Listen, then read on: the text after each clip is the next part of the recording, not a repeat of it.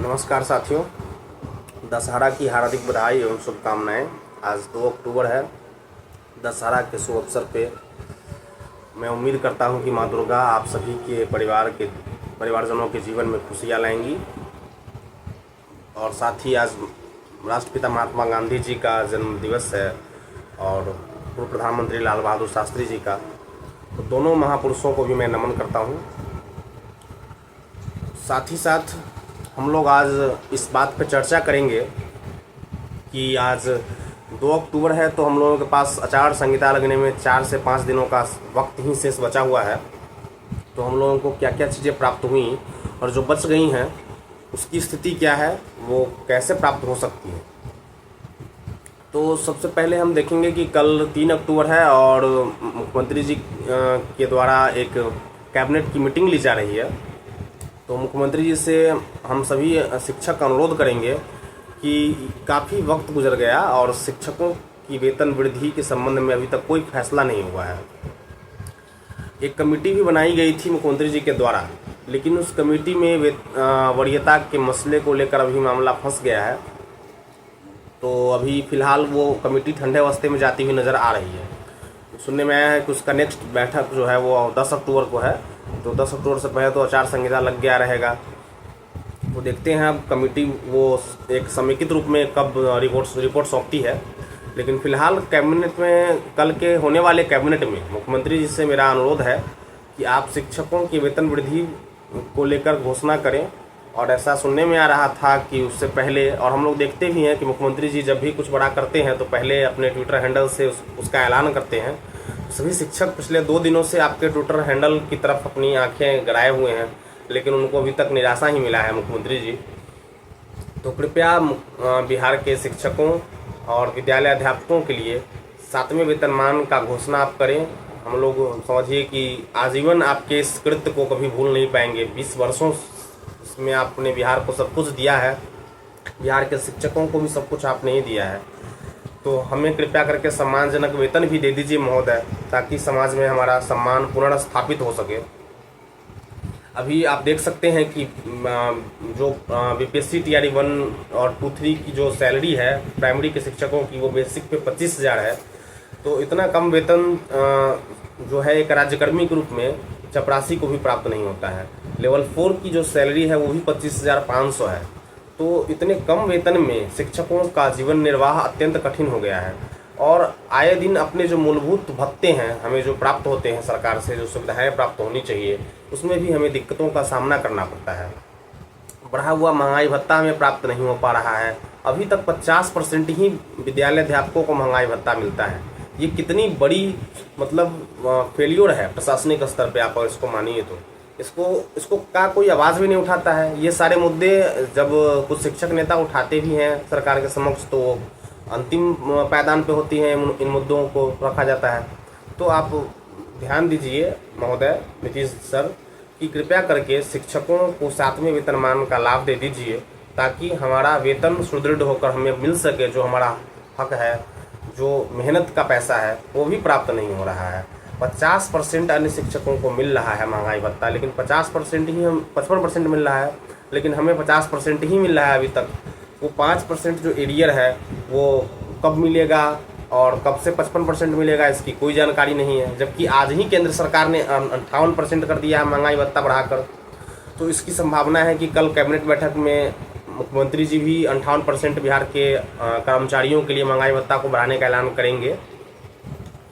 लेकिन हम लोगों का बढ़ा हुआ महंगाई भत्ता और एचआरए ये सभी नहीं प्राप्त हो पा रहा है, क्योंकि हमारा वेतन जो है वो कोई लेवल ही नहीं है वेतन का 7वें वेतनमान के अनुरूप।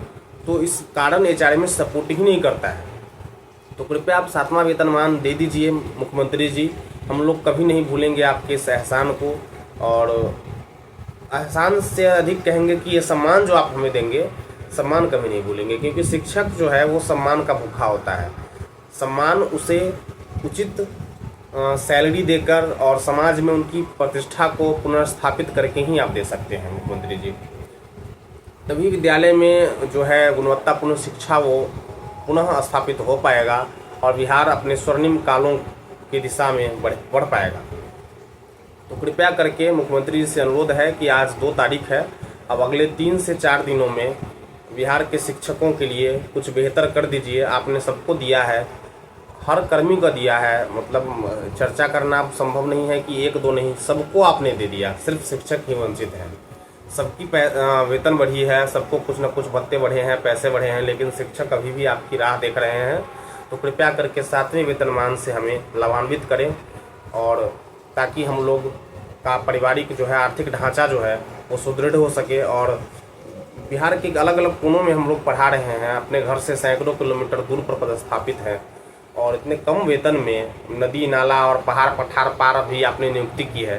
तो इन जगहों पर रहकर सेवा देना हमारे लिए बहुत कठिन होता जा रहा है। अन्य राज्यों से भी शिक्षक आए हैं, तो उनका भी सम्मान प्राप्त होगा इससे, और हमारा भी मान सम्मान बढ़ेगा।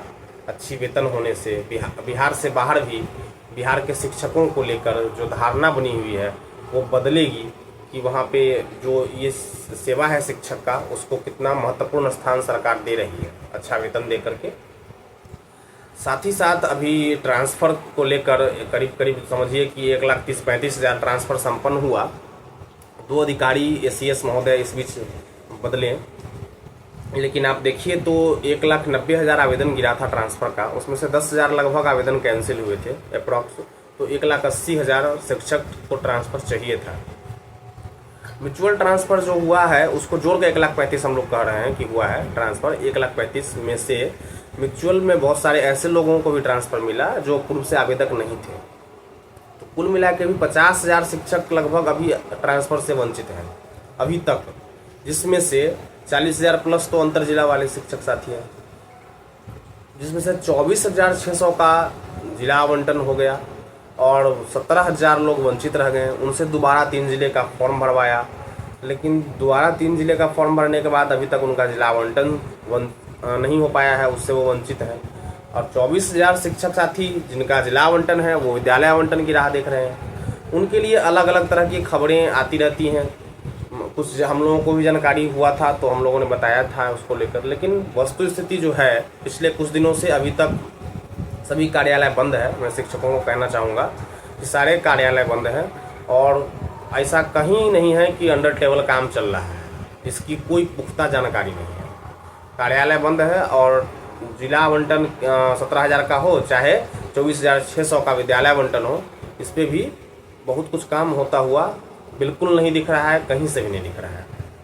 तो मैं मुख्यमंत्री जी से अनुरोध करूंगा कि अगर मान लीजिए समय कम है और विद्यालय आवंटन की प्रक्रिया राज्य के लेवल पे अगर आसानी से हो पाएगी, तो आप कृपया करके सचिवालय स्तर से ही बिहार के 24,000 से अधिक जिला आवंटित शिक्षक साथियों का विद्यालय आवंटन करने की कृपा करें। क्योंकि TRE 4 की रिक्ति अभी मंगवाई गई थी, तो रिक्ति तो गई है लगभग सभी जिलों से, और लगभग हर 15 दिन 10 दिन पे रिक्ति तो मंगाई ही जाती है।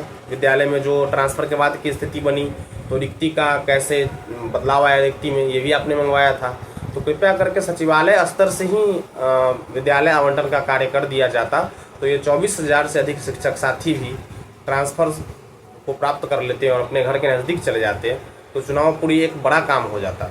तो विभिन्न अधिकारियों से हम गुहार लगा रहे हैं और मुख्यमंत्री जी से अनुरोध कर रहे हैं कि कृपया करके इन सभी 24,000 से अधिक शिक्षक साथियों को आवंटन कर दीजिए विद्यालय, ताकि उन्हें ट्रांसफ़र का लाभ मिल जाए। चुनाव सर पे होने के वजह से इनके अंदर काफ़ी परेशानी आ रहा है मन में कि चुनाव के बाद काम होगा रुक जाएगा, कोई नहीं जानता है। और ये सभी चीज़ें हम सभी जानते हैं पब्लिकली कि कुछ भी हो सकता है। तो कृपया चुनाव में जाने से पहले सरकार को ये काम कर देना चाहिए था, ताकि डायरेक्ट इससे इतनी 24,000 परिवार लाभान्वित हो जाता।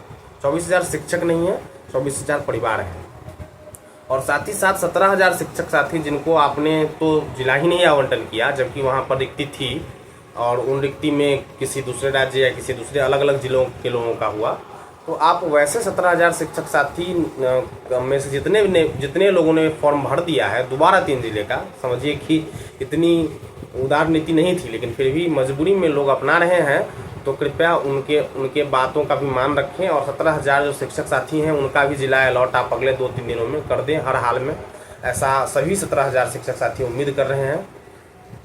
तो हम मुख्यमंत्री जी से और ACS महोदय से अनुरोध करेंगे कि आप इन 40-45 हज़ार शिक्षकों का भी कल्याण कीजिए। एक बार अगर म्यूचुअल भी आप खोल चुके होते तो बहुत सारे शिक्षक का स्वतः कल्याण हो जाता, लेकिन बार बार शिक्षकों के गुहार लगाने के बावजूद म्यूचुअल ट्रांसफ़र भी अचानक से बंद कर दिया गया। कम से कम सूचना देना चाहिए था विभाग को कि हाँ म्यूचुअल हम इतना तारीख से इतना तारीख तक कर रहे हैं, इसके बाद अब चुनाव तक बिल्कुल नहीं खुलेगा। लेकिन चीज़ें अपने हिसाब से सर्कुलेट होती हैं, लेकिन लिखित में कुछ आता नहीं है कि ये चीज़ नहीं होगा। तो शिक्षक मान लीजिए जिसका जोड़ी मिल गया, कोई पलट गया फिर बाद में मिल गया, या TRD3 वाले बहुत सारे शिक्षक साथी हैं, उनका HRMS ऑनबोर्डिंग नहीं हुआ था, वो नहीं ले पाए म्यूचुअल, वो लोग इंतज़ार करते रह गए कि फिर दोबारा तो खुलेगा, लेकिन दोबारा खुला नहीं, अचानक से बंद हो गया। तो जो भी काम आप कर सकते हैं शिक्षकों के लिए कृपया अगले 2-3 दिनों में कर दीजिए, ऐसा हम उम्मीद करेंगे। और सबसे ज़्यादा उम्मीद मुख्यमंत्री जी से है, क्योंकि मुख्यमंत्री जी ने बिहार के शिक्षकों के लिए बहुत कुछ किया है, बिहार के छात्रों के लिए बहुत कुछ किया है, हमारे बिहार के सभी निवासियों के लिए बहुत कुछ किया है। तो उनसे उम्मीदें बहुत अधिक हैं और हम उम्मीद करेंगे कि आप हम सभी को खुशियाँ देंगे। और सबसे अधिक ज़रूरी है वेतन वृद्धि होना, क्योंकि HMHT जो है पदस्थापित हुए हैं उनकी वेतन भी बहुत कम है बेसिक पे, तो वो लोग भी उम्मीद कर रहे हैं, सब उम्मीद कर रहे हैं। तो कमेटी में डाल के चीज़ों को और उसको तत्काल रूप से भटकाने का काम न हो, ऐसा हमारा उम्मीद है कि मुख्यमंत्री जी आगे आकर जल्द ही, हम लोग आपके ट्विटर हैंडल को देखते ही रहते हैं, तो उस पर कुछ अच्छी सूचना दे दें मुख्यमंत्री जी, तो बिहार के शिक्षकों का भला हो जाए कृपया करके। और जो स्थानांतरण से वंचित शिक्षक हैं उनका स्थानांतरण भी कर दीजिए, क्योंकि अगर स्थानांतरण भी नहीं होगा, वेतन भी नहीं बढ़ेगा, तो सभी शिक्षकों का जीवन अत्यंत कठिन हो जाएगा। घर से सैकड़ों किलोमीटर दूर कम पैसे में नौकरी करना बहुत ही मुश्किल काम है। तो अगले 3 से 4 दिनों में महोदय जितना हो सके उतना शिक्षक हित में काम करके और फिर आप चुनाव में जाइए। हम सभी शिक्षकों के परिवारजन ऐसा उम्मीद कर रहे हैं। और 6 लाख शिक्षक नहीं हैं, 6 लाख शिक्षक परिवार हैं। तो 6 लाख शिक्षक परिवार स्वतंत्र रूप से इस लोकतंत्र के यज्ञ में भाग लेंगे और आपसे काफ़ी उम्मीद लगाए हुए हैं वो। धन्यवाद, प्रणाम। मैं इन्हीं बातों के साथ अपने वाणी को विराम देता हूँ।